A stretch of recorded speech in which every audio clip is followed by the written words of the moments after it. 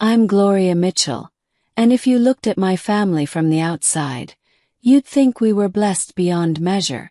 People in our community used to call us the Mitchell Empire. My late husband Harold built a chain of car dealerships from the ground up, spreading across North Carolina and into Virginia. He was the type of man who believed in hard work and persistence, and he liked to remind anyone who would listen that he never took a dime of help from anybody. The houses, the vacation properties, the cars in our driveway, and even the reputation of being that family, all came from his drive. But what people didn't see was that beneath all that polish, we were already cracking. I spent most of my marriage standing behind Harold, smiling at the right moments, running our home, and raising our 3 children. That was my assignment as he saw it. The public thought Harold did it all, but truth be told, I kept everything steady when he was too busy playing the role of a powerful man. I held the kids together, I managed the household staff, I made sure bills were paid and appearances were kept. But Harold didn't value that. He saw me as comfortable in the background, and over time my own children started to treat me the same way. Especially Raymond. Raymond, our eldest, was Harold's pride and joy. From a young age, Harold made it clear that Raymond would be his successor. While other kids were outside riding bikes or sneaking into football games, Raymond was learning the ins and outs of dealership contracts and bank loans. On paper, that might sound like good parenting, grooming your son for the business. But what it really did was make him arrogant. By the time he hit 30, Raymond acted like he already owned everything Harold had. He spoke to me like I was a servant, not his mother. And when his father wasn't around, his arrogance turned into entitlement.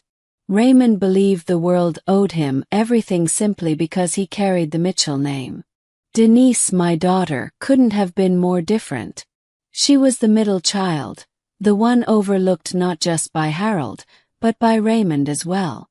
She worked as a nurse, pulling long hours, barely scraping by while raising her own 2 children. Harold had promised to help her with a down payment on a house, but when the time came, he brushed her off, saying she should marry better. Those words crushed her spirit, but she learned to stand on her own, even if it meant living paycheck to paycheck while watching her brother drive new cars every year. Then there was Terrence, my baby. My heart broke for him most of all. He had always been sensitive, the type of boy Harold dismissed as weak. Instead of being groomed, Terrence was scolded, belittled, and overlooked until he found his escape in drugs. By his early 20s, he'd lost nearly a decade to addiction. He burned bridges, pawned valuables, and even stole from me once just to fund his habit. But by the time Harold died, Terrence had been in recovery for 2 years. He was working part-time at a garage, trying to earn his dignity back piece by piece. He was still fragile, but he was trying, and that meant more to me than anything Raymond could flash. So yes, on the surface, we were the Mitchells, the picture of black success, a family people whispered about with admiration and envy. But I lived inside those walls. I knew that Harold's favoritism had poisoned our home, that Raymond's arrogance was rotting his character, that Denise carried wounds she never spoke of, and that Terrence's recovery was a daily battle most ignored. I knew that while Harold polished his legacy, he was blind to the cracks forming in his children. And I also knew something Harold refused to accept. Wealth can cover a lot of things, but it can't heal what's broken in a family. It can't make a spoiled man humble, it can't erase years of favoritism, and it certainly can't guarantee loyalty when life takes its cruel turn. Our fortune was real, but the fractures were too. And those cracks would one day split open so wide that none of us would be able to step over them. What I didn't know then was how quickly it would happen, how fast grief, greed, and betrayal could pull everything apart. Harold's death was the spark, but Raymond's pride would be the fire. Harold's death didn't come with much warning, though in hindsight the signs had been there.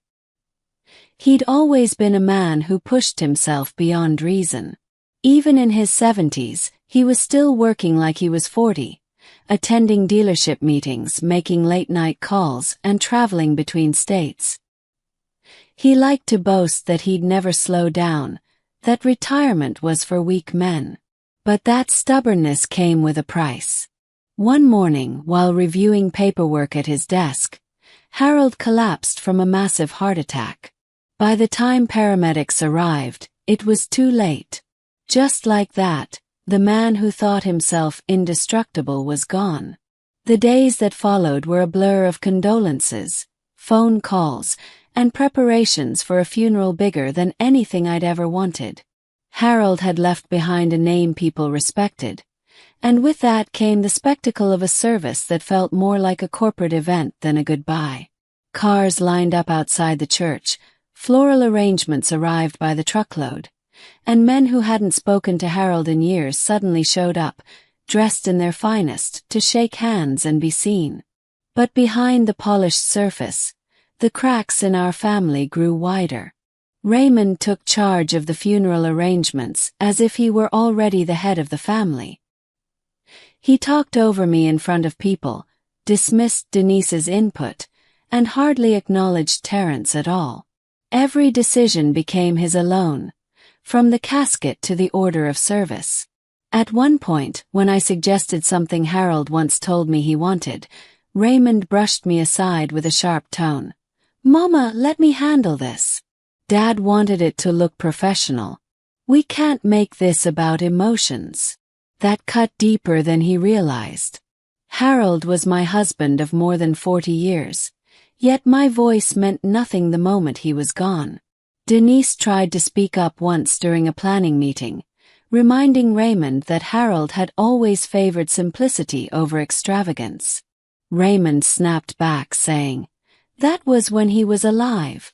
People expect more now. Don't embarrass us." I watched my daughter shrink in her seat, humiliated, her face turning red as if she had committed some terrible offense. I wanted to protect her, but I knew if I opened my mouth, Raymond would turn his words on me again. Terence was quiet, too quiet. He sat in the back, avoiding confrontation, as if afraid that his past mistakes would make his opinion worthless. Raymond didn't even ask him what he thought. He acted like Terence didn't exist. I could see the pain in Terence's eyes, the way he kept clenching his fists under the table, swallowing his pride just to keep peace. The funeral itself was grand, exactly as Raymond wanted. Black cars, long processions, and a polished obituary that spoke of Harold's achievements in glowing terms.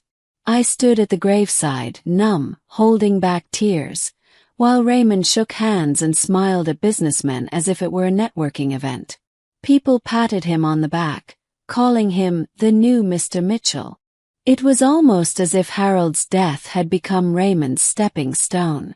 When we returned to the house afterward, the tension thickened. Instead of us grieving together, Raymond positioned himself at the head of the dining table, barking orders to staff, telling Denise what she should contribute to the reception, and making remarks about how Terence should be useful for once. I sat there quietly, the widow in black, watching my own son act as though he had been crowned. My heart was breaking, not just from losing Harold, but from seeing the family I had held together for decades come apart before my eyes. Everyone left that night feeling unsettled.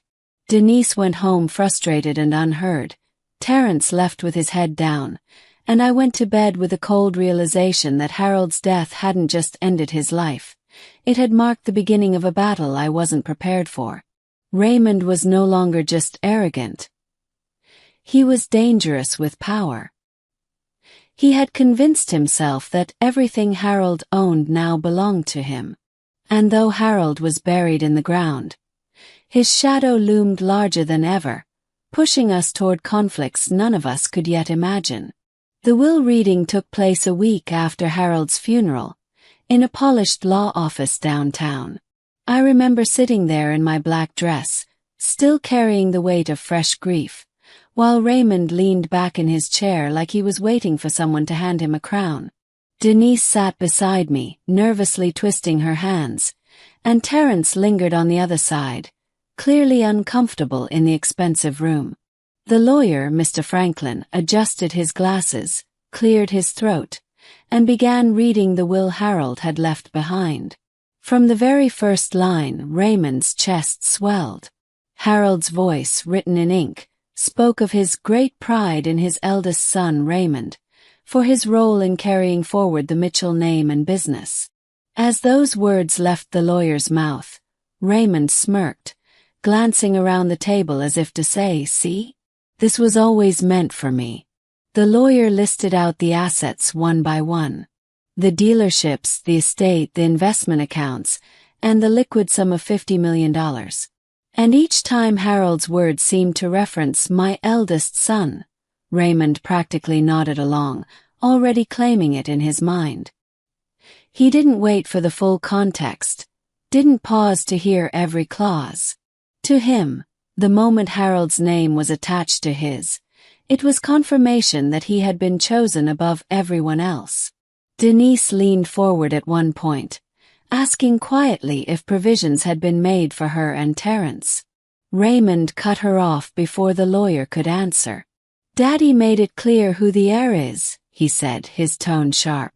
"You've had his support all your life. This," he gestured broadly as if to capture the entire empire, "isn't about handouts. This is about responsibility." I clenched my jaw, forcing myself to stay silent. In that moment, Raymond wasn't just grieving. He was gloating. He hadn't even let the lawyer finish before he started laying claim to everything Harold had built. The house we had shared for 40 years. He called it his house. The dealerships Harold and I had spent countless nights discussing. He said they were his businesses. Even the fortune that represented a lifetime of sacrifices, long nights and risks. He spoke of it as though it had always been waiting for him alone. Terence finally spoke up, his voice low but steady. "It's not just yours, Ray. We're his kids too." That was all it took. Raymond turned to him with a glare so cold it cut the air. "Kids who couldn't keep themselves together don't get to run empires," he snapped. "Don't think Dad didn't see your failures. If it weren't for me, this whole family would have gone under years ago." The words stung Terence, and I could see him shrink back, retreating into silence. Denise's face flushed with quiet anger, but she didn't dare speak again. And me. I sat there, my hands folded in my lap, listening to my son claim ownership not just of Harold's legacy, but of our dignity as well. When the meeting ended, Raymond didn't even wait for the lawyer's closing remarks. He stood up, straightened his suit, and declared, "I'll take it from here." No hesitation, no humility, no pause for grief. He walked out of that office convinced that the world now revolved around him, and in his mind, Harold's passing had handed him not only wealth, but power over every one of us. That night, back at the estate, Raymond wasted no time proving just how far his arrogance would go. He began directing staff as though I were invisible, instructing them to prepare his office and move Harold's things into storage. He ordered renovations without consulting me, claiming the house needed to reflect his vision now. When Denise dropped by, he mocked her old car, suggesting she park it down the street so it wouldn't embarrass the family. And when Terence came to pay respects at Harold's study, Raymond locked the door behind him, saying, "This room isn't for people who don't understand responsibility." The cruelty wasn't subtle anymore. It was bold, sharp, and immediate. Raymond had waited his whole life for this moment, and now that he believed it was his, he wielded it like a weapon. He didn't see family, he saw subordinates. He didn't see his mother, sister, or brother. He saw obstacles in his empire. As I watched all of this unfold, I could feel something heavy rising in my chest. The grief of losing Harold was hard enough, but seeing my own son step into his father's shoes only to stomp on everything we held sacred, it was unbearable. What none of us realized then, sitting in that office, was that this was only the beginning. Raymond thought the will had sealed his power. In truth, it had only set the stage for his downfall. It didn't take Raymond long to show me just how little space I had left in the home Harold and I had built together. Only days after the will reading, he gathered the staff in the living room and stood in front of them like some newly crowned king. He spoke loudly, with a kind of authority he had never earned, announcing that he was now the man of the house, the head of the family, and the sole person in charge of Harold's legacy. He said it as if Harold's 40 years with me had been nothing but a side note. I stood near the staircase, still wearing the black dress I hadn't had the strength to put away since the funeral, and listened as my son stripped me of dignity in front of people who had once respected me. One of the housekeepers glanced at me with sympathy, but Raymond made sure no one dared to side with me. He turned to me then, his voice cold, and said the words that burned into me forever. "You won't die here, you old-for-nothing gold digger. Pack your things. This house isn't yours anymore." It was like a knife to the chest. This was the same home where I raised him, the same walls where I had carried Harold through sickness and health, the same kitchen where I had cooked his meals while Harold spent nights away building his empire. And now my son was looking me in the eye, stripping me of every ounce of respect, as if I were some intruder who had overstayed her welcome. I tried to steady my voice, but it came out thin. "Raymond, this is my home too. I've lived here longer than you've been alive." He cut me off with a mocking laugh. "Correction, Mama. It was Daddy's home. And now it's mine. You just lived here because of him. But that time is over." Denise, who had come by to check on me, rushed to my side. She tried to stand up for me, her voice trembling with anger. "Raymond, you can't talk to her like that. She's your mother. This is her house too." But Raymond wasn't moved. He leaned in closer, lowering his voice to make sure his words hit deep. "Don't defend her, Denise. You always wanted her to save you, but look at her. She couldn't even save herself. She's nothing without Dad, and I'm not about to let her sit here and leech off of me." The room fell silent. Even Terence, who had been standing in the corner, froze in disbelief. He opened his mouth as if to say something, but then dropped his head, unable to confront his brother. I had a choice in that moment: fight him and give him the satisfaction of watching me beg, or walk away with what little pride I had left. Chose the latter. I went upstairs, packed a suitcase with clothes and essentials, and came back down the stairs to find Raymond already directing staff to clear Harold's things out of his study. He didn't even look at me as I walked past, as though I were already gone from his life. Denise followed me out, helping me carry my bag to her old car. She hugged me tightly before whispering, "Come stay with me, Mama. You don't deserve this." Tears stung my eyes, but I swallowed them. I refused to give Raymond the satisfaction of seeing me cry on his doorstep.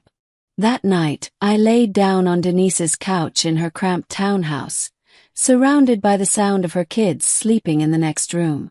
The space was small, far from the luxury I had been used to, but it was warm. It was filled with love, something that mansion no longer carried. As I stared at the ceiling, I replayed Raymond's words in my head: "Old-for-nothing gold digger." I had given everything for that family, and in return I was cast aside like trash. Raymond, meanwhile, wasted no time installing himself as the new patriarch. He moved into Harold's master suite, redecorated the living room to fit his modern style, and began throwing dinners where he invited businessmen, introducing himself as the rightful heir of Harold Mitchell's empire.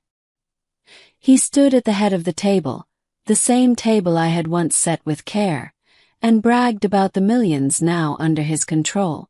But what Raymond didn't know, what none of us fully understood yet, was that his throne was made of paper.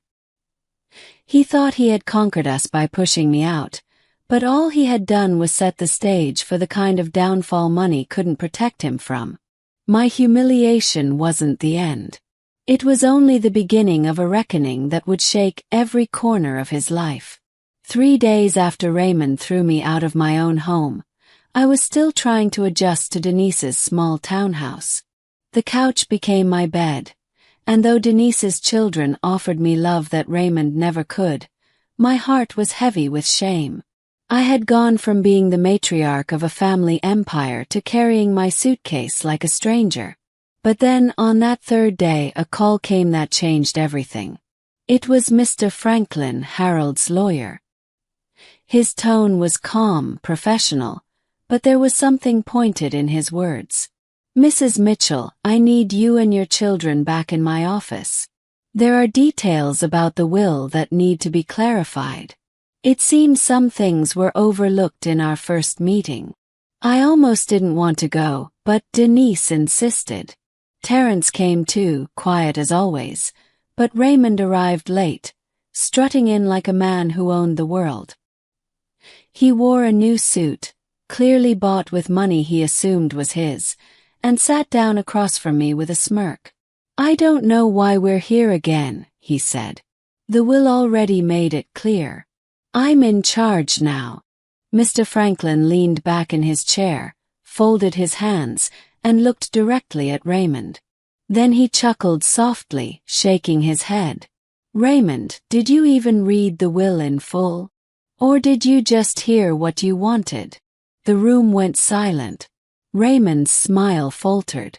"What do you mean?" "It said everything goes to me." "That's not what it said," Mr. Franklin replied.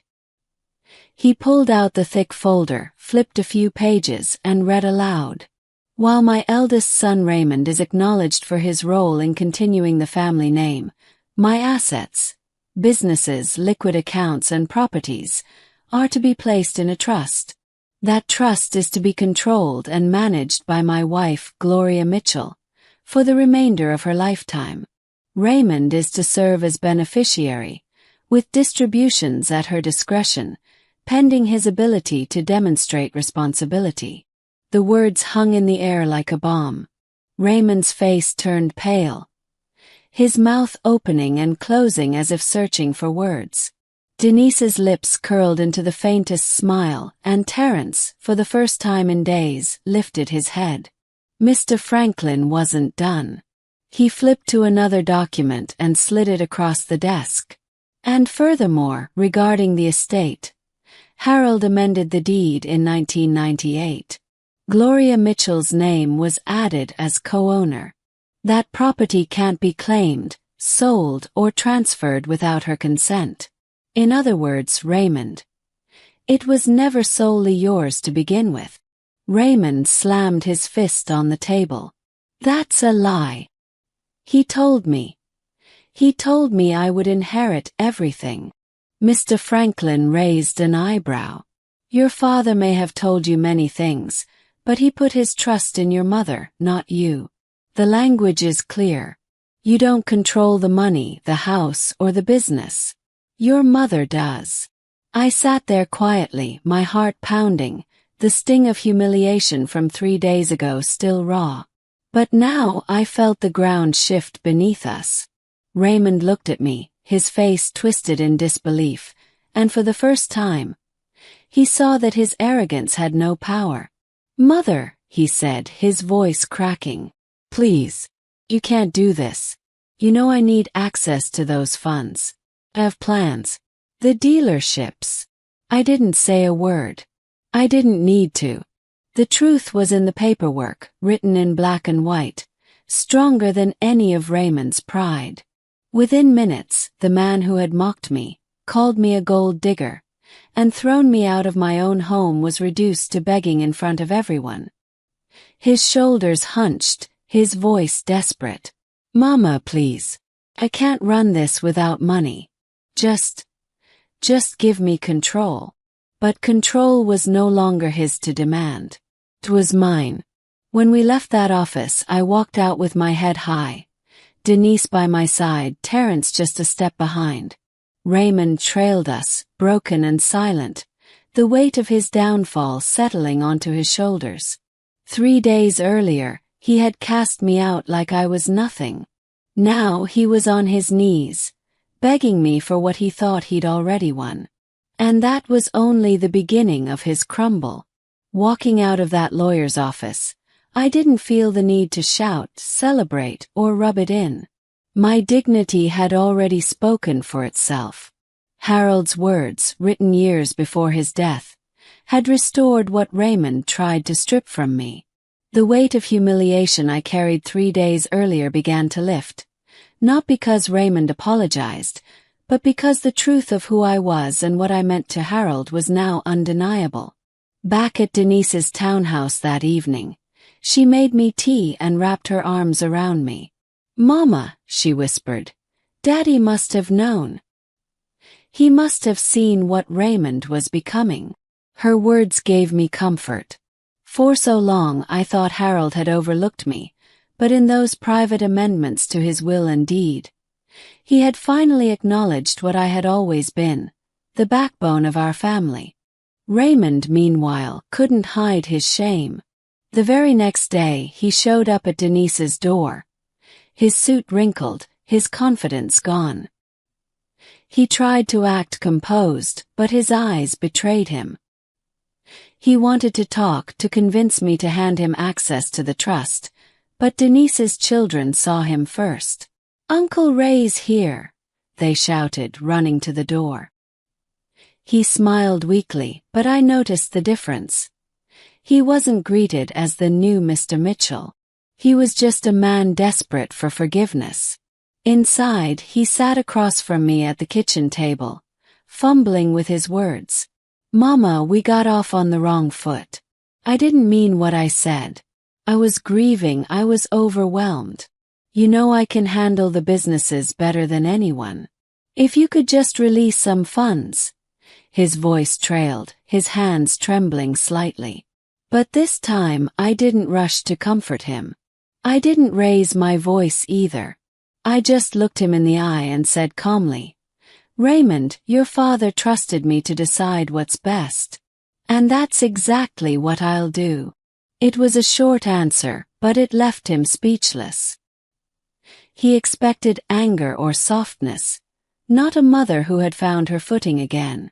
The family, too, began to shift in ways Raymond hadn't anticipated. Denise, who had always kept her head down, suddenly stood taller.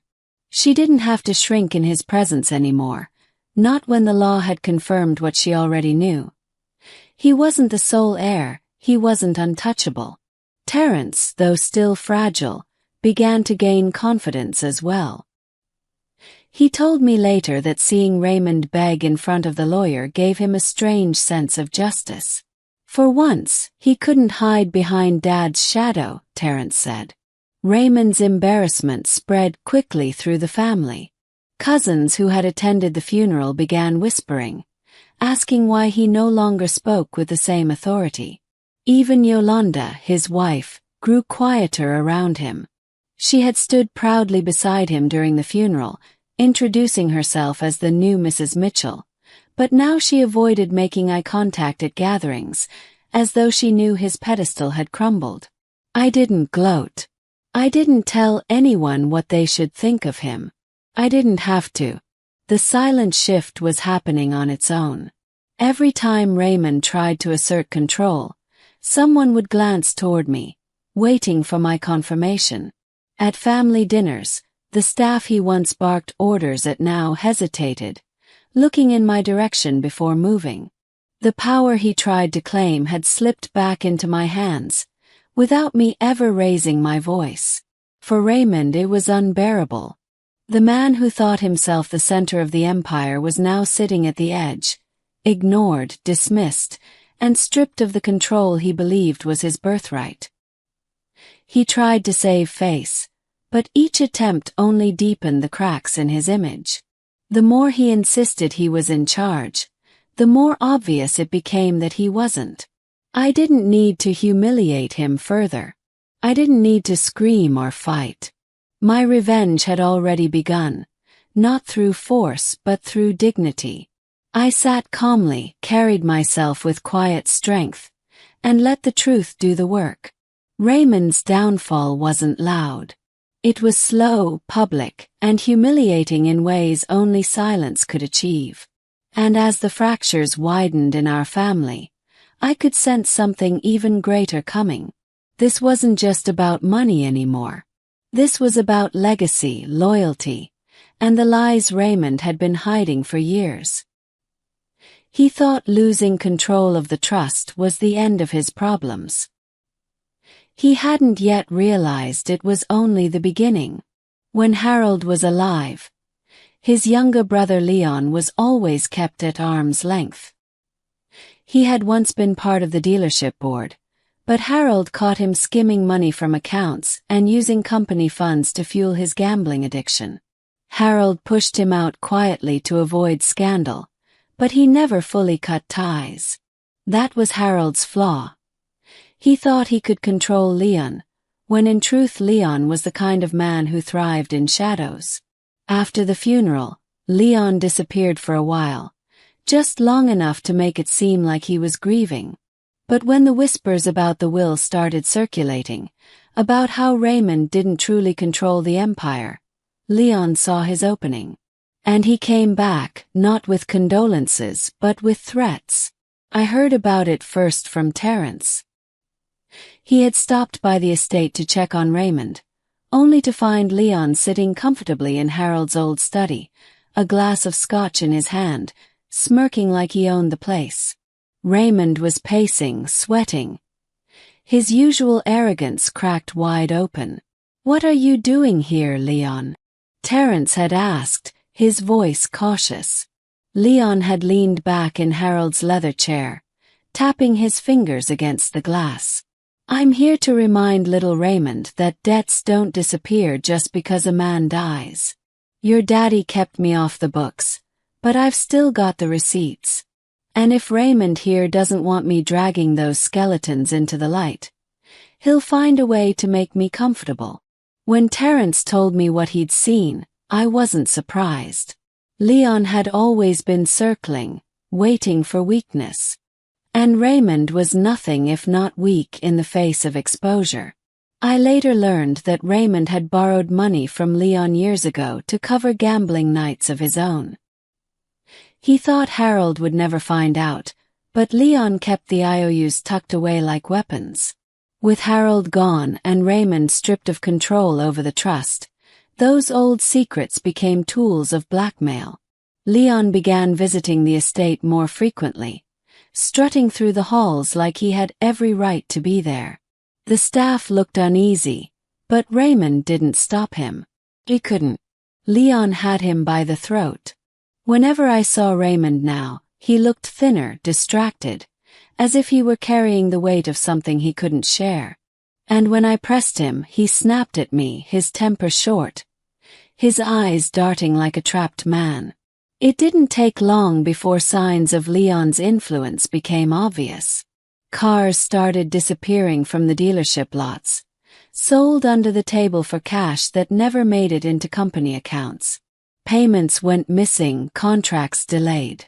Denise mentioned to me that suppliers were complaining about unpaid invoices. It was the beginning of a rot that would spread fast, all because Raymond was too desperate to keep Leon quiet. At family gatherings, Leon made a point of sitting close to Raymond, whispering in his ear, grinning when anyone looked their way. Denise hated it. She told me once, "Mama, that man's a snake. And Ray, he's letting him back in. He's going to ruin everything Daddy built." She was right. Leon wasn't just here for money. He was here for revenge, for a chance to crawl back into the empire Harold had cast him out of. And Raymond, in his desperation to save face, was handing him the keys. For me, it was confirmation of what I already knew. Raymond wasn't just arrogant. He was reckless. The moment he lost control of the trust, he should have humbled himself, worked with me, and protected Harold's legacy. Instead, he turned to the very man Harold had warned us all about. Leon didn't need to raise his voice, didn't need to lift a finger. His mere presence dragged Raymond deeper into a hole he couldn't climb out of. And as I watched it unfold, I stayed silent. I didn't interfere. I didn't try to save Raymond from his own choices. Because sometimes revenge doesn't come from what you do to someone. It comes from stepping back and letting their worst decisions consume them. Raymond had thought he was invincible. Now, with Leon whispering poison in his ear and debts mounting in the shadows, I could already see the cracks spreading wider. He was no longer just embarrassed, he was trapped. And soon, he would realize that begging me for control was the least of his problems. It was Denise who came to me one evening, her face tense, her hands clutching a worn folder. We were sitting in her small living room, the kids already asleep, when she placed it on the coffee table between us. "Mama," she said quietly, "you need to see this." I looked at her, puzzled. She took a deep breath and opened the folder, pulling out copies of emails, insurance records, and hospital documents. My eyes moved across the pages slowly, the words tightening my chest with each line. It was paperwork from 3 years ago, during the time Harold had been in and out of the hospital for heart-related issues. Buried in those files was something chilling. Raymond had attempted to remove Denise as Harold's healthcare proxy and alter his coverage so that her name, and her children's, were excluded from future benefits. Denise's voice broke as she explained. "I only found this because a friend who worked at the hospital called me. She said she saw Raymond filing requests under Dad's name, trying to reassign authority so everything funneled through him. If it had gone through, I wouldn't have had coverage when I needed surgery last year. He wanted to cut me out completely, Mama. Me, his own sister." I sat there stunned, the papers trembling in my hands. All those nights Harold had been hooked up to machines, Denise had been the one running between the hospital and her shifts, making sure Harold was cared for, often sacrificing her own health. And yet, behind her back, Raymond had been plotting to erase her from even the basic protections a father owed his child. It wasn't just cruelty. It was premeditated betrayal. "Why didn't you tell me sooner?" asked my voice heavy. Denise lowered her head. "Because I thought no one would believe me. Dad favored him so much, and Raymond always made me feel small. I didn't want to cause trouble when you were already carrying so much." I reached over and held her hand tightly. For years, Denise had been overlooked, not only by Harold but by the entire family dynamic that revolved around Raymond's arrogance. And here she was, holding evidence that proved what I had always felt deep down. Raymond wasn't just selfish. He was dangerous to his own blood. Later that week, I brought the folder to Mr. Franklin. He reviewed the documents carefully, nodding as he pieced it together. "This," he said, "is exactly the kind of evidence that will ensure Raymond never gains control over the trust. A man who would deliberately strip his sister of healthcare benefits is not someone the court, or any board, would consider responsible." I didn't need the lawyer's assurance to know it was true, but hearing it aloud gave me a renewed sense of clarity. Raymond had already been humiliated by the trust clause and the deed. Now, with Denise's files, there was a permanent record of his heartlessness. It wasn't just my word against his anymore. It was written proof. Word spread quietly through the family. Denise had never sought the spotlight, but once Terence heard, he confronted Raymond in a rare moment of strength. "You tried to cut out your own sister?" he asked, his voice shaking with rage. Raymond brushed him off, claiming it was just paperwork misunderstandings. But even Yolanda couldn't look him in the eye after that. The image of Raymond as the strong, rightful heir had already crumbled. Now it was rotting completely. For me, the discovery was painful but liberating. Painful because it confirmed just how deep Raymond's cruelty went, and liberating because it meant I no longer had to question myself. The trust Harold left me wasn't just an act of protection. It was a recognition that Harold had seen what Raymond was capable of. In a way, Harold had finally trusted me more than he trusted his own son. That night, as I sat on Denise's couch again, I realized something. Revenge didn't always have to be loud. Sometimes it came in the form of evidence slipping into your hands at the right time, proof that vindicated years of quiet suffering. And as Raymond scrambled to keep his image intact, I held on to those files, knowing they were another nail in the coffin of the empire he thought he had inherited. The silent power shift was no longer just about dignity. It was about truth, and with every truth uncovered, Raymond's foundation sank deeper into the ground. For years, Terence had been the family's shame. The whispers about his addiction, the stories of stolen items, and the nights I lay awake wondering if he would survive another binge. All of it had made him invisible in Raymond's shadow. Even Harold, for all his pride in Raymond, could barely look at Terence without disappointment etched across his face. But what no one expected was that the same son everyone dismissed would become the one to drive the sharpest dagger into Raymond's facade. It began one afternoon when Terence asked to speak with me privately. His hands trembled, but his eyes were steady. "Mama," he said, "I remember something from when Dad was in the hospital. I didn't want to say anything before because I thought people would think I was lying. But now I think it matters." He told me about a night, nearly 6 months before Harold passed, when he had visited the hospital late. Terence had been sober then, just beginning to piece his life together, and he'd wanted to prove to his father that he was trying.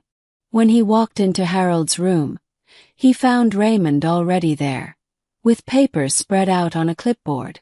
Harold was weak, heavily medicated, barely able to lift his head. Terence swore he heard Raymond coaxing Harold into signing documents. "It's just paperwork for the dealerships, Dad," Raymond said, guiding the pen into Harold's hand. Harold scribbled his name without even reading, his eyelids drooping as machines beeped around him. Terence had kept the memory buried, convinced no one would believe him because of his past.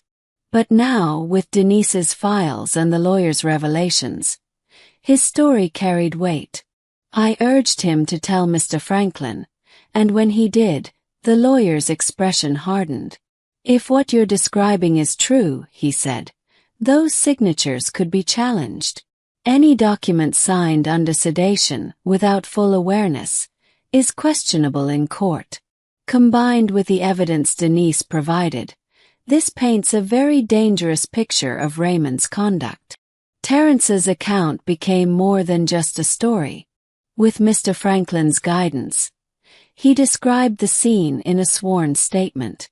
Nurses who had been on shift that night were tracked down, and one recalled that Harold had been on strong medication at the time. It was enough to cast serious doubt on any papers Raymond had pushed through under the guise of business. When the rest of the family heard, the effect was immediate. Denise hugged her brother, whispering, "You did the right thing." For the first time in years, Terence stood taller, his shoulders squared not in shame but in pride. He had carried the burden of being the broken one, but now he was the one holding a piece of truth that mattered. Raymond, on the other hand, erupted in fury when confronted. He accused Terence of lying, of fabricating stories to get back at him. But the more he shouted, the more desperate he sounded. Terence remained calm, repeating his account with quiet strength. For once, Raymond's voice didn't drown him out. Even Yolanda, who had long clung to Raymond's side, looked unsettled. "Ray," she said softly, "if you really did that—" He cut her off sharply, but the damage was done. The seed of doubt had been planted, and it grew fast. For me, Terrence's step forward meant more than I could express. My youngest son, the one Harold dismissed as weak, had been the only one brave enough to speak about what he saw. In doing so, he not only redeemed himself but also gave me another weapon in this silent war against Raymond's arrogance. It was proof that Harold had been manipulated in his weakest moments, and that Raymond's claim to legitimacy wasn't just fragile, it was rotten. I looked at Terrence that night, sitting in Denise's living room with his head held high, and for the first time in years, I didn't see a broken addict. I saw my son, the one who had stumbled, fallen, and clawed his way back to dignity. And I knew in that moment that Raymond's empire was crumbling from every direction, because the people he thought were beneath him were the very ones pulling him down. It was a Saturday afternoon when the knock came. Denise opened the door, and there stood a woman I had never seen before, with a teenage boy at her side. She was composed but carried the kind of tension you can feel in the air before words are even spoken. "Are you Mrs. Mitchell?" she asked. When I nodded, she drew in a long breath and said the words that stopped me cold. "My son deserves to be recognized." Harold was his father. For a moment, silence swallowed the room. Denise stared wide-eyed, Terrence froze mid-step, and I clutched the edge of the table to steady myself. The boy looked no older than 15, tall, with Harold's jawline and eyes that didn't need words to tell the truth. His presence alone was enough to crack open a truth I had never been told. The woman introduced herself as Valerie, explaining that she had been involved with Harold years ago. It had started as a business arrangement, but when the boy was born, Harold provided quietly, ensuring Valerie's rent was paid and schooling covered. He never brought the child into the family picture, never dared to publicly acknowledge him. But now, with Harold gone, Valerie said she could no longer accept being in the shadows. "My son has rights," she said firmly, "and I intend to make sure he gets them." I could hardly process it. The betrayal stung, not just because Harold had strayed, but because he had kept a part of himself hidden even from me. Yet in that moment, staring at the boy's face, I knew the claim was real. I had lived with Harold long enough to see his reflection in those eyes. Raymond, however, reacted like a man cornered.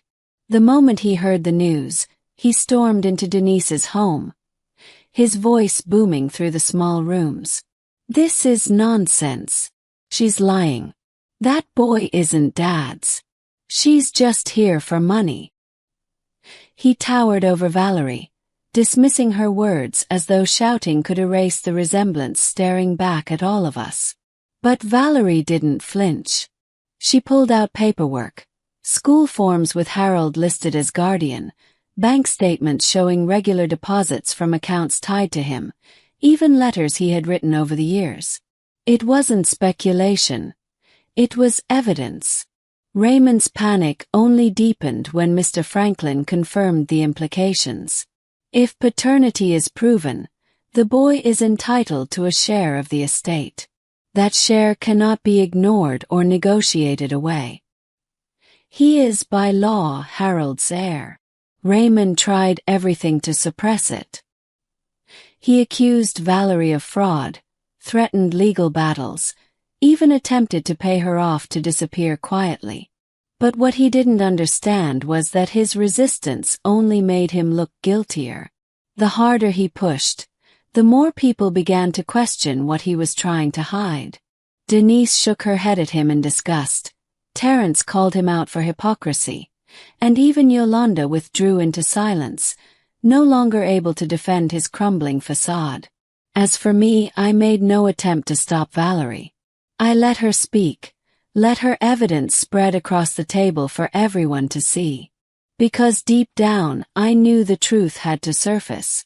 Harold's choices, however painful, were part of his legacy. And if the boy was indeed his son, then pretending otherwise would only add another layer of deceit to a family already drowning in it. When Raymond realized I wouldn't side with him, his fury turned toward me. "You're supposed to protect this family," he spat. "You're letting them tear us apart." I looked at him calmly, my voice steady. "Raymond, protecting a family doesn't mean covering lies. It means facing them." Those words silenced him more than any argument could. For once, the power shifted not because of the will, not because of money, but because the truth itself weighed heavier than his arrogance. The legal chaos that followed was inevitable. DNA tests were arranged, lawyers prepared filings, and the reality of splitting Harold's empire became unavoidable. Raymond's empire, already shaky, was about to fracture even further. He had thought he could suppress the past, bury secrets like they never existed. But now the past had walked through the door in flesh and blood, and it was undeniable. And as I watched Valerie's son sit quietly beside her, his eyes cast downward, I couldn't help but think, the very child Harold kept in the shadows might become the light that finally revealed just how corrupt Raymond had become. Raymond had built his image not just around the family business but around his marriage to Yolanda. She was polished, beautiful, and had always played the role of the supportive wife, standing at his side during events, smiling as he introduced himself as Harold's heir. But that polished exterior began to crack the moment his lies at home could no longer be hidden. The first blow came with the condo in Atlanta. Yolanda adored that place.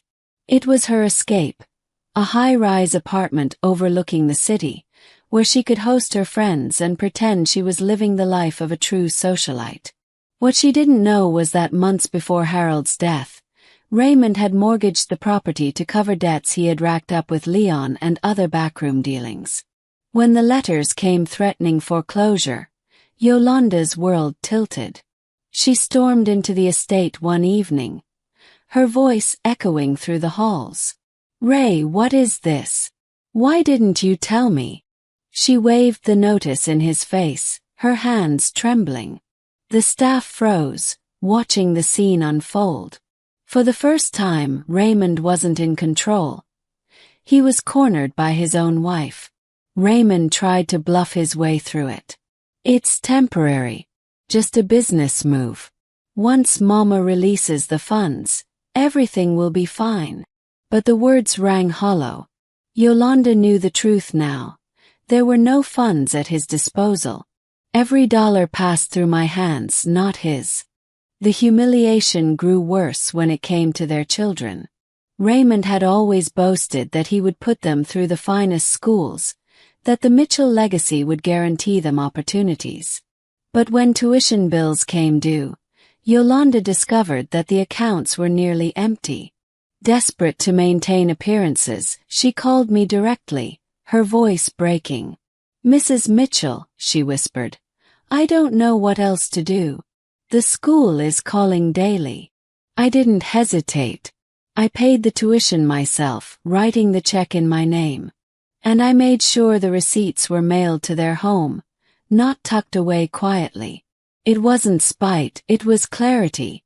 Everyone needed to see where the real stability in this family came from.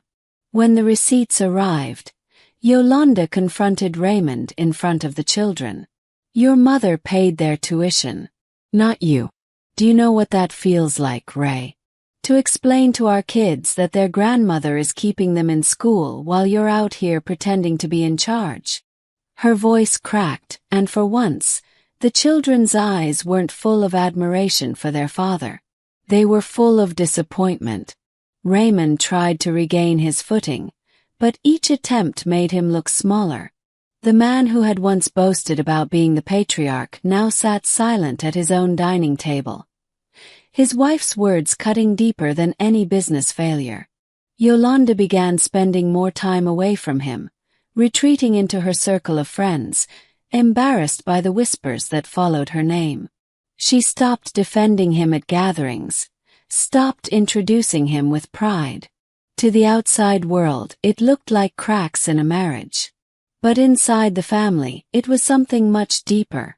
Raymond's final mask slipping. He wasn't a provider, he wasn't a leader, and he wasn't the heir he had claimed to be. He was a man exposed, undone by his own arrogance, abandoned by the very people he thought would always stand at his side. For me, there was no satisfaction in watching Yolanda's pain, but there was truth in it. Raymond had once mocked me, saying I had nothing without Harold. Yet here he was, stripped of everything, dependent on the very mother he had thrown away.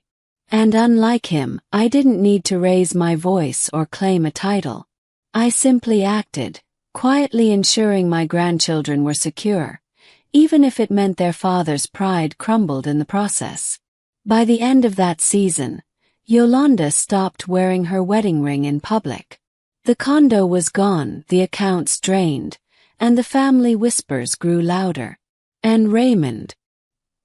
He was no longer seen as the man who inherited an empire. He was seen for what he really was, a man living on borrowed time, his own household slipping through his fingers. For Raymond, the dealerships were supposed to be his stronghold, the proof that he was Harold's true heir. He walked into those offices after the funeral with his chin high, shaking hands with employees, telling anyone who would listen that he was the new boss. For a while he managed to play the part. He called meetings, gave speeches, even signed papers with the same flourish Harold used to. But arrogance isn't the same as leadership, and within weeks, the cracks began to show.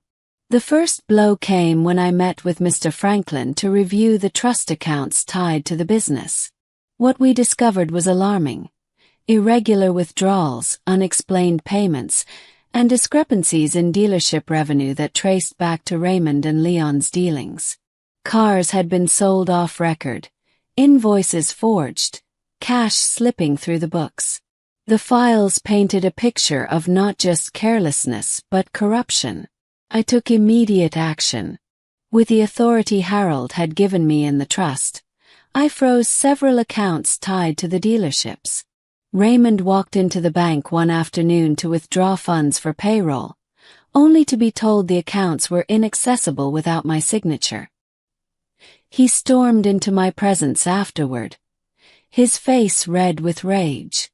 "You're destroying me, Mama," he shouted. But the truth was, he had already been destroying himself. When word reached the suppliers, the collapse accelerated. One by one, they began pulling contracts. Tire manufacturers refused to deliver shipments without upfront payment. Finance companies withdrew their credit lines.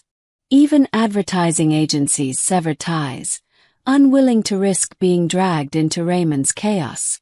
For decades, Harold's name had been a guarantee of stability.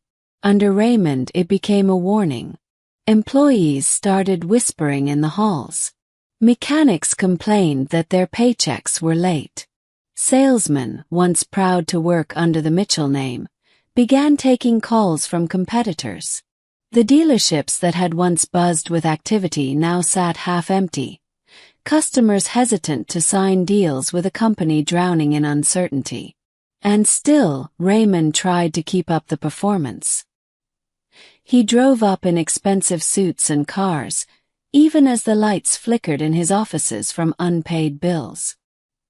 He gave orders with the same bravado, but everyone could see the fear in his eyes.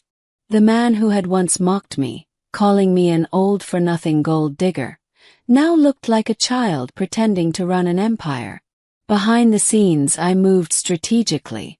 I brought Denise into meetings, showing her the books Harold had kept, teaching her how the trust could sustain itself without Raymond's reckless hand. Terence, too, found purpose by helping review records, surprising everyone with his focus. For the first time, the empire Harold had built was no longer under the thumb of a single arrogant son. It was beginning to be shared by those who valued it. Raymond, meanwhile, spiraled deeper. Leon, who had once whispered promises of support, vanished as soon as the money dried up. When Raymond called him, he stopped answering. The debts remained, but the so-called uncle who had dragged him into darkness had already slipped away, leaving Raymond to bear the weight alone. By late autumn, the dealerships were shells of what they once had been. Empty lots, unpaid employees, broken contracts, all tied to Raymond's name. He had tried to hold on to control, but with every move I made, with every truth uncovered, his power dissolved. I didn't raise my voice. I didn't need to. My revenge came not in a loud battle, but in silence, in the checks I signed, the accounts I froze, and the truths I let surface. Raymond thought the dealerships were his crown. By the time I was finished, that crown had turned to dust in his hands. And as the final suppliers walked away, leaving Raymond standing alone in empty showrooms, I saw it clearly. His control wasn't just slipping, it was gone. The empire he thought he had inherited had crumbled to ashes, and all that remained was the wreckage of his pride. By the time winter settled in, Raymond's downfall was no longer something whispered in boardrooms or law offices. It had spilled into the streets, visible for anyone with eyes to see. The man who once strutted through dealerships and dinner parties as Harold's heir was now reduced to fighting battles he couldn't win, and this time everyone was watching. The first blow to his image came when I instructed the trust's attorneys to repossess several vehicles he had claimed as his own. They weren't truly his. Most had been bought or leased under company accounts, tied directly to Harold's estate. Now that the records were in my control, I had the legal right to call them back. One by one, Raymond's prized cars disappeared from the driveway. The sleek Mercedes he loved to parade through town, the Escalade he drove his children to school in, even the sports car he bragged about buying in cash, all hauled away on flatbeds. Neighbors peeked through their curtains as tow trucks rolled in, whispering to each other about the fall of the new Mr. Mitchell. The humiliation only deepened at the dealerships. Board meetings that Raymond once stormed into with arrogance were now closed to him. With my signature as trustee, I locked him out of decisions, transferring oversight to interim managers while audits were completed. When he showed up demanding entry, security, men who had once tipped their hats to him, were ordered not to let him inside. He pounded on the glass doors, shouting threats, while employees inside averted their eyes. For years, he had barked orders and expected obedience. Now he was the one standing outside, powerless. Word spread quickly through the community. At church, people avoided his family's pew. At the country club, whispers trailed him like shadows. "He's not in control anymore," someone said within earshot of Yolanda. "His mother holds everything." Yolanda stopped attending social events altogether, unable to stomach the stares, while Raymond doubled down on bravado, trying to laugh off the repossessions as strategic restructuring. But no one was fooled. Even at home, the humiliation followed him. Children on the street pointed when they saw the empty driveway where his fleet of cars used to be. "Didn't your daddy have a Mercedes?" one of his son's classmates asked at school. Those small, cutting questions did more damage to Raymond's pride than any lawyer's words could. For me, the shift wasn't about cruelty, it was about clarity. Raymond had once told me I was an old-for-nothing gold digger. Now, it was plain for the world to see who had truly built stability in this family. I didn't need to announce it. The empty spaces in his driveway, the whispers in the community, and the locked doors of the dealerships did the speaking for me. Denise noticed it too. "Mama," she said one evening, "he used to walk into a room and people moved for him. Now he walks in and they move away. Terence nodded in quiet agreement, pride flickering in his eyes as he saw his brother humbled in a way that no argument could have achieved. Raymond's desperation grew with each passing week. He borrowed cars from friends, only to return them late. He showed up uninvited at family gatherings, demanding respect that no one was willing to give. Even Yolanda's patience wore thin, her voice sharp whenever his name came up. "You're not the man you pretend to be, Ray," she snapped during one argument loud enough for the neighbors to hear. The humiliation wasn't just public. It was domestic, personal, inescapable. And still I didn't raise my voice. I didn't need to. I simply allowed the consequences of his arrogance to unfold, step by step, until the once proud heir stood stripped bare before the very community he had tried to impress. By then, everyone knew the truth. Raymond wasn't the patriarch he claimed to be. He was a man brought low, not by strangers, but by the very mother he thought he could discard. And though his humiliation seemed complete, I knew the deepest fall was yet to come. It was a cold evening when Raymond finally came to me, not as the arrogant heir he once pretended to be, but as a broken man. I was sitting in Denise's living room, helping her children with their homework, when I heard the knock at the door. Denise opened it and froze. There stood Raymond. His suit wrinkled, his eyes bloodshot, his shoulders slumped. He looked nothing like the polished man who once strutted through our community calling himself Harold's successor. "Mama," he whispered, his voice shaking. "Please. I need to talk to you." Denise shot me a wary glance, but I nodded. She led the children upstairs, leaving us alone in the room. Raymond stepped inside, his hands trembling. For a long moment, he couldn't even speak. Then, as if the weight of months came crashing down at once, he dropped to his knees right there on Denise's carpet. The arrogance was gone. The pride that had carried him through funerals, boardrooms, and social gatherings had dissolved. All that remained was desperation. "Mama, please," he choked, tears streaming down his face. "I've lost everything. The dealerships are gone. The condo's gone. Yolanda barely speaks to me. I don't even have money for the kids' school clothes. Please restore me. I can't live like this." His words echoed the exact opposite of the ones he had spat at me months earlier when he called me an old-for-nothing gold digger. Back then, he stood tall while I carried a suitcase out of the mansion. Now he was on his knees, begging me for the very stability he once mocked. I looked at him for a long time. My heart as a mother ached to see my son so broken. But my resolve as the trustee of Harold's legacy was stronger.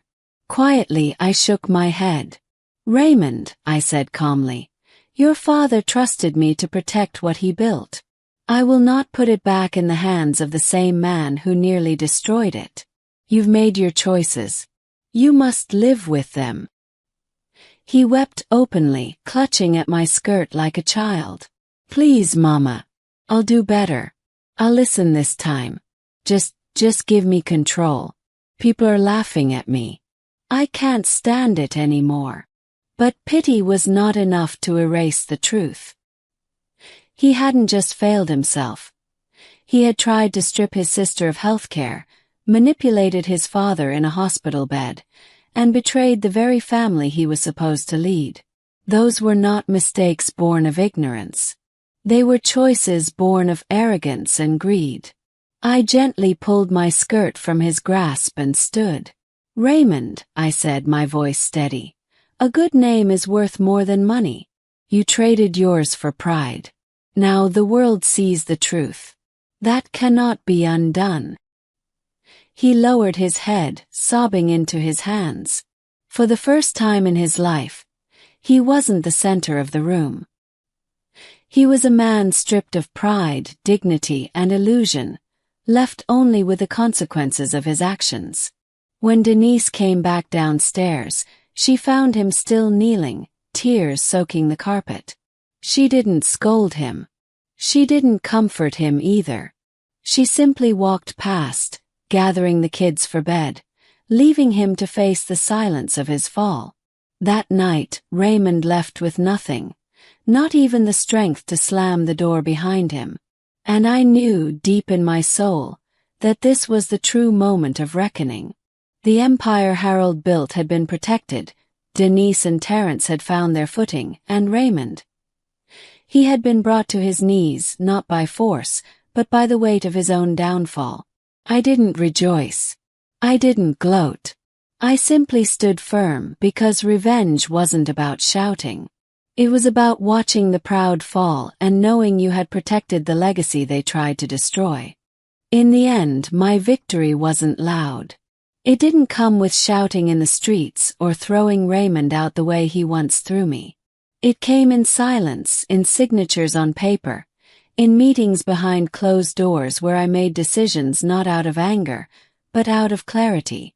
The same clarity Harold must have had when he placed everything in my hands instead of his eldest son's. The trust gave me control, and I used it not to hoard wealth, but to secure the future of those who had been overlooked. Denise, who had worked herself to the bone as a nurse, finally received what she deserved. I helped her buy a home big enough for her children, a place where she could breathe without worrying about rent or bills. 4 years she had lived in Raymond's shadow, shrinking to avoid his ridicule. Now she stood tall, proud, with a home and stability of her own. Terence, too, found his footing. I arranged for him to take classes in business management, enrolling him in programs Harold would have never considered for him. He had been the forgotten child, the one dismissed as weak, but now he had a path to rebuild his life with dignity. His redemption became not just a story of recovery, but of trust restored, a reminder that no one should ever be written off entirely. And then there was Valerie's son, Harold's child from the shadows. It would have been easy to deny him, to pretend he didn't exist. But I had learned the hard way that ignoring the truth only allows lies to thrive. I let the claim go forward. DNA proved what we already knew, and I ensured he received a share of the estate. Some in the family bristled at it, but I held firm. He was Harold's son, and no child deserved to carry the weight of secrecy forever. Raymond, meanwhile, was left with nothing but the ruins of his pride. He still lived in the mansion for a time, but it wasn't truly his. Every bill passed through my hands. Every car he drove could be recalled with a single phone call. Every attempt he made to assert himself only reminded others of how far he had fallen. Neighbors who once envied him now pitied him. His friends who had flocked to his dinners stopped calling. Even Yolanda pulled away, her silence louder than any argument. He had wanted to rule like a king, but in the end, he became a cautionary tale. Not because I shouted his sins from the rooftops, but because I didn't need to. His downfall was plain for all to see, and my silence only made it clearer. Looking back, I realized that revenge didn't need fire and fury. It needed patience. It needed truth. It needed a mother who refused to be erased. Raymond had tried to throw me out of my own home, to call me worthless, to strip me of dignity. But in the end, it was me who rewrote the Mitchell legacy, me who secured the future of my children and grandchildren, me who proved that no one can erase a mother's worth. I didn't scream. I didn't fight. I simply stood firm, and in that firmness I won. That was my victory. Not just the money, not just the mansion, but the knowledge that I had taken back everything that mattered and restored it to the hands of those who would honor it. Raymond was left with nothing but his pride in ashes, and I was left with a quiet, unshakable truth. He had underestimated me, and in doing so, he destroyed himself.